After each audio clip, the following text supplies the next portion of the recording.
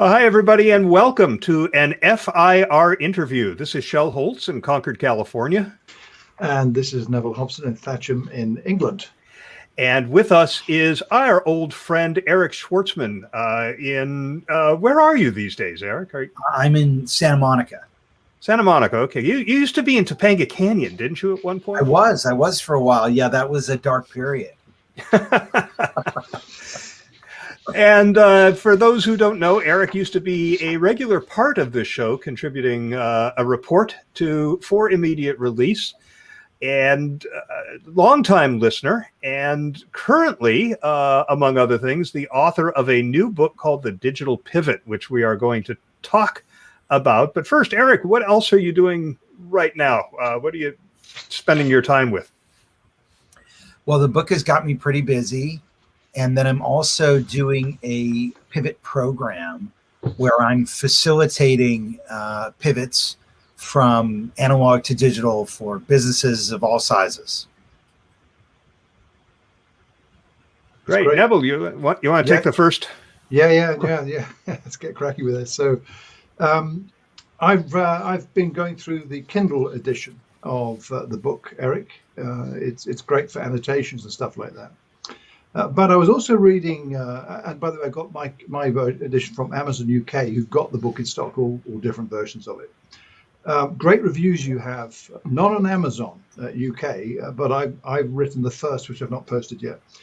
Amazon US has some good reviews, and indeed other places I've seen. I particularly like one of the reviews, this particular segment. Jay Baer did a good review. He says, "This is the driver's manual you need for online marketing success. It's practical, tactical, and up to date." I'd agree with that. So I have a question that isn't about what the book's about, but it's about what you were trying to achieve when you were writing the book. So what were you looking for in terms of your audience? How did you figure the right people that you'd be writing this book for? My objective was to make digital marketing accessible to a broad audience of people outside the tech bubble, outside our little world of podcasting. We all know each other. We know the same people. We hear the same case studies. But what about like a small business that's had their nose to the grindstone, trying to just stay alive, and now they've got to figure out digital business? How do they do that? Do they wind up relying on Amazon as their reseller, paying out 30% on every sale? Do they wind up on Grubhub, reliant on Grubhub for access to their customers, at 20 to 30%? And so, this is my attempt to make what I've learned, over the last 20 years accessible to a broad audience of general business readers who are not necessarily tech people and not necessarily media people. I liked the introduction by David Pogue. I thought it was quite a get to have him write that introduction. But he told the story about wanting to do something via email with somebody whose admin said, no, that person isn't on email.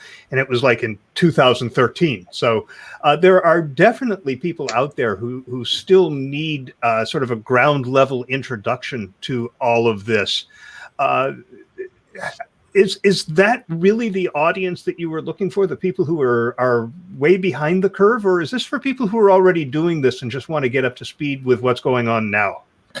Well, I mean, there is a framework in the book to help a practitioner who's involved in communicating via digital understand how to sequence various media channels. We used to think about media formats.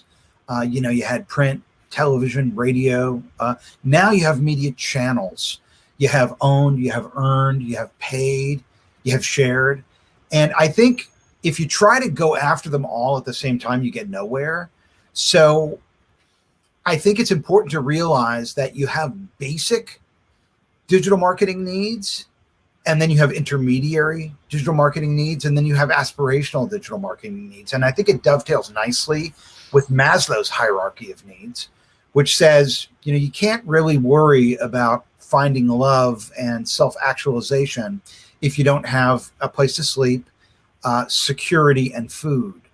I think your basic needs, your foundational needs in digital marketing are owned media. It's something I've been saying for a long time. That means, where do you actually convert awareness into some sort of transaction or lead or opportunity? If you're doing it on someone else's online marketplace or someone else's social media platform, then you're always going to have their hand in your pocket. And so I believe that getting your own media presence right first is the basic need. And then once you've done that, then you move into social, then you move into digital PR, then you move into paid. So that's how I sequence it. And I think, the book definitely is written for practitioners in our world as well, who are looking to sequence digital media communications in a way that's most likely to be effective. But I made a real effort to try to keep it accessible to a general business reader who's not necessarily steeped in our jargon and in our world. So it really is designed for anyone who wants to know about this stuff. That's interesting, the way you talked about the 4 media types, and particularly what you said about owned media. You say in the book, actually, in the section Art of the Pivot, that owned media is the most misunderstood and overlooked of the 4 media types. But you say it's also the most important because it sets up the digital pivot. Now, obviously, you go into detail about that in the book, but give us a sense of how it does that. How does it? So what is the point of building a vibrant community on social media if you're not set up in some way to benefit from it as a business or as a personal brand? You can't really benefit from it on a third-party site. I love this sort of bullshit idea that, there are all these people making a gazillion dollars on YouTube. There are some people making money on YouTube, maybe like 0.01%, and they make a lot. But YouTube is basically, cleaning up on the margin, right? The rest of the people who just create content and don't really get anywhere. So you have to think about how you're going to use your presence on a third-party media site to bring traffic into your own media presence where you can cement the relationship at home.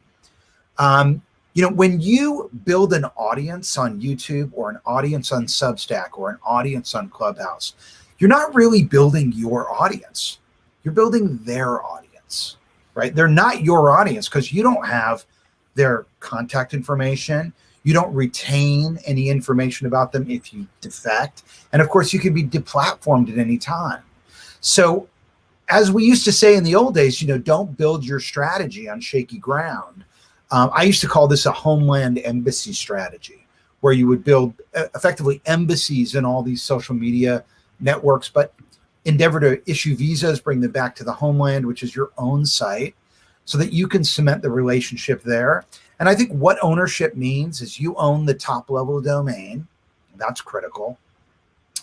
You have access to the customer contact information, right? And you can transact commerce with them without paying out a fat commission to a third party. In sophisticated industries like, say, real estate, for example, if you hire a broker to lease your commercial space, they'll have a declining commission with the same tenant if the tenant renews over a period of years. But, that type of practice has not been applied to social networks or to online marketplaces. You pay 30% forever for the lifetime of your relationship with that customer. And many even have rules in place that restrict you from asking for their contact information. So you really have to get that owned media presence right first. It all starts there. And then once you've got that in place, you're ready to build. I'll just add one more thing onto this, Neville. Even from a straight public relations standpoint, which is our audience, thanks for doing that, because I was looking at myself and it's really difficult. I want to look at you guys. So in public relations, right, it used to be we'd send out a press kit, we'd follow up, and we'd pitch. That doesn't happen anymore. Right now, people go online, they look at your website. Your website is your press kit. And I would say that, if you don't clear that hurdle, if your own media presence doesn't pass muster, you don't even get the opportunity. And then the second thing I think people look at is they look at your social presence, not to the extent like, oh, this person needs a gazillion followers, but you need enough followers to know that you're not a ghost. So, you can't have like a YouTube channel with 3 subscribers. It's like, who is this guy? Is he real? So I think 1, you got to have an owned media presence. 2, you got to have a shared media presence that shows at least there's a community out there that co-signs on your point of view, and then you're ready to start pitching for earned media. Eric, one of the things that you said in the book was that businesses should emphasize earned media over influencers. You even had a diagram that helped visualize that. Some may disagree based on the decline of earned media in general. We reported on FIR a couple of years ago that the Washington Post went out to get an interview from somebody at Clorox, and it was a very positive story that they were trying to tell, that here's a very boring brand that makes household cleaning products and the like, and yet has managed to maintain this very positive reputation and does a really good job of promoting itself and getting followers and fans. And Clorox's response to the Washington Post request was, we're too busy. And we have our own owned media to get that kind of content out. We don't need the Washington Post. How important is earned media in that kind of an environment? So when I look at the 4 channels, owned, shared, earned, and paid, I see earned as the real leverage point. Because, it's one thing when you say something about yourself, it's something else when someone else says it about you. So, you get that third party, unbiased, impartial testimonial, sort of an implied testimonial from earned media that you can't get from yourself. And I think that's where you see the real growth. If you look at those YouTube clips or those memes that have gone viral, it's always because a celebrity or an influencer likes it early on or retweets or shares it early on. Well, that's a third-party testimonial. There's not as much earned media opportunity out there, but I would extend earned media nowadays into bylines as well. Now, I know we always did bylines, but there certainly are more opportunities to write guest posts for other sites than there ever were before. And, that has 2 benefits. One, you get the visibility and you get the third-party endorsement. But if you get the inbound link as well, then you get the search engine optimization lift from it as well. So I think, earned media in the digital space is just as much about search engine optimization as it is about an implied third-party testimonial. And I think it's hugely important because that's where you have the opportunity to get huge spikes in traffic from third-party influencers. To pivot slightly sideways, you see what I did there? Pivot slightly sideways. I want to talk a bit about blogging, Eric. You have a great section on blogging, and indeed, you mentioned something where you say blogging for business is a serious commitment, and you quote a survey from Orbit Media that successful bloggers spend over 6 hours on each post, embedding videos. Posts are over 2,000 words, more than 7 images. I have to say, I remember those days, back in those early days when I used to do stuff like that. Don't do it so much today, though. My question really was thinking about what you wrote in that section. You highlight some great examples. I want to ask you, what blogs you regard as excellent examples to look up to in the context of what you're writing here? Can you share maybe a couple of them that you think are really good examples? Well, I think Andy Crestodina at Orbit Media does a fantastic job. I mean, he's a great example of that. It really does depend on your audience. I don't think you can just say, oh, this blog is great for everyone. I think if you're a B2B and you're trying to position yourself as a thought leader, then I think Andy Crestodina, Orbit Media is fantastic. If you're trying to generate leads for some sort of an online opportunity, online consulting or courses or that type of thing, I think Brian Dean at Backlinko does a fantastic job. I also think copyblogger.com does a fantastic job at that. I don't necessarily think that I wouldn't disqualify mainstream media from the category either. I think we're all in it together. So if you look at, what the New York Times, what Shira Ovide is doing at the New York Times, or really any of these sort of niche beats that are being covered by mainstream media, by national outlets, I think those are great examples. So the ones I would look at Orbit Media, Andy Christodina. I would look at a copy blogger, Darren Clark. I would look at Brian Dean, Backlinko. And I would look at Shira, Shira, and the last name is Ovide with the New York Times. I think they're all doing great job with their blogs. Yeah, I'm reading a book right now called Business Acumen for Strategic Communicators.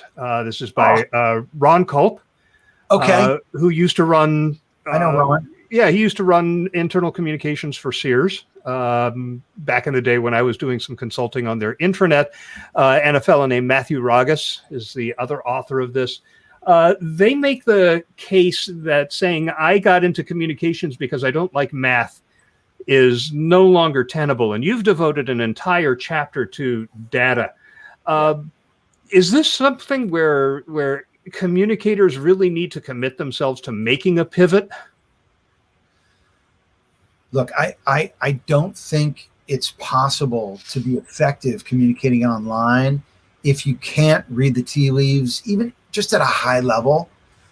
It's no longer a guessing game about what you think your audience is interested in. What your audience is interested in is recorded and available for you to consult.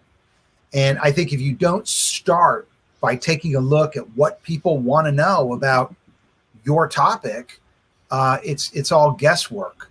So we talk about content marketing, this idea that we would create content designed to get found by people searching for answers to a problem online, right? They've got a problem. It's a problem you solve with your service or product. They search about it online. They don't know you, but they know the problem. They search, they're problem aware. And then they start to see different solutions. They become solution aware. It changes the words they search. They start to search solutions. And then as they search solutions, they start to come into contact with different brands. And then they become brand aware, right? I think if you're not aware of that arc, right, from problem to solution to brand, how can you calibrate your content to get found against those search terms? You're going to be using terms that aren't in the popular consciousness. And so I think, analytics is what first gives you that intelligence. And then the second piece you get from analytics is you see whether or not when people come to your site, they're getting what they need. Because now you can look at not just search visibility and how people get to your site, but you can actually record user sessions that show you where they click, where they point, where they go to, where they scroll, what they read, what they don't read. And so I think, having sort of a baseline analytics awareness of being able to understand website usage statistics at a high level, search visibility statistics, user experience statistics, and then website performance statistics. Those basic four, that's would be Google Analytics, that would be Google Search Console, would be something like Hotjar, and then it would be something like Google PageSpeed Insights. Just starting there. And so in the book, chapter 2 is digital analytics, because I feel like if you can't measure it, you're not going to be able to optimize it moving forward. So you got to start by making sure the metrics are right. And I think a lot of times people just snap the tracking code onto their site and assume that Google Analytics is capturing the data correctly, but it may not be. I'll give you a great example. A lot of people now will take a Shopify store and integrate it with a WordPress site. They'll use the WordPress site for content marketing, the Shopify store for e-commerce, right? They'll snap the one tracking code, Google Analytics tracking code, onto the Shopify store, and then a separate tracking code onto the WordPress site. Well, now you can't see if traffic originating at WordPress results in a sale in the Shopify store, because you're not tracking it correctly. So really getting tracking set up from the get-go is key. You cannot optimize what you can't measure. That's interesting points you've made. It was a good question you had there, Shell, because it relates to what I have in that whole area of data-driven marketing, which you go into in some detail in the book. I think this is so important that this, to me, is one of the most significant elements of your book, the amount of time you spent on this particular topic. What I see, though, in amongst communicators and marketing folks, broadly speaking, is too much of not a sense of, I'm not convinced I need to know all this stuff. I've got people who do this. And I always say to people, in fact, you said it pretty well, Eric, there are 4 things you've got to know about this. You have to know some of the top level things. You don't have to dive into the spreadsheets if you don't want. That's why you have experts to do that. But what would you say to people who insist they do not need to know all this stuff because they've got people who do all that? All they do is run the marketing. What would you say to that? So you guys know I launched a company called iPressroom 10 years ago. It's still around today. The name of the company is different. It's called IPR Software.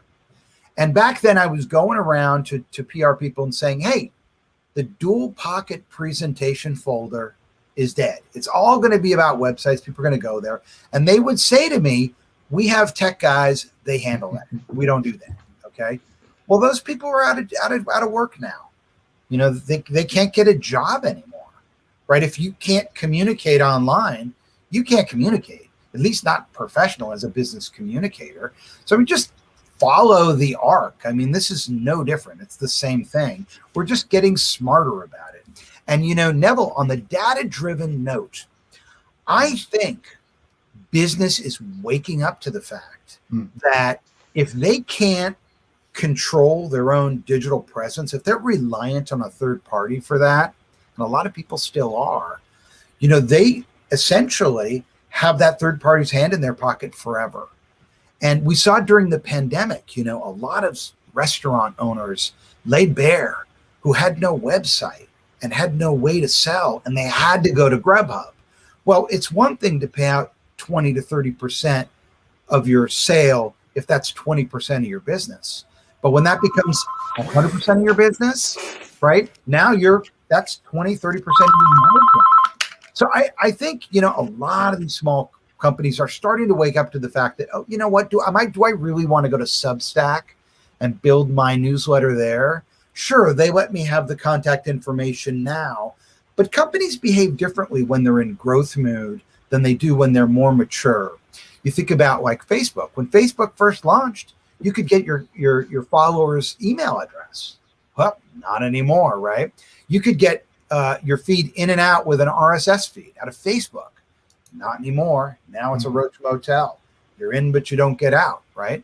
And so, and if you think about the more mature industries, right, like, I don't know, telcos or cable companies, right, they're all about trying to squeeze an extra nickel out of you, right? So it's great. It's great when they're in growth mode and they're affording all these luxuries to you. Then when they wind up becoming, you know, a winner take all in a market, things change. So I think getting comfortable on a third party site, or you see it a lot for verticals where they have these special content management systems for people in healthcare, or, you know, for people in architecture, you know, all those solutions, you know, you try to leave, you end the licensing deal, you don't have a website anymore.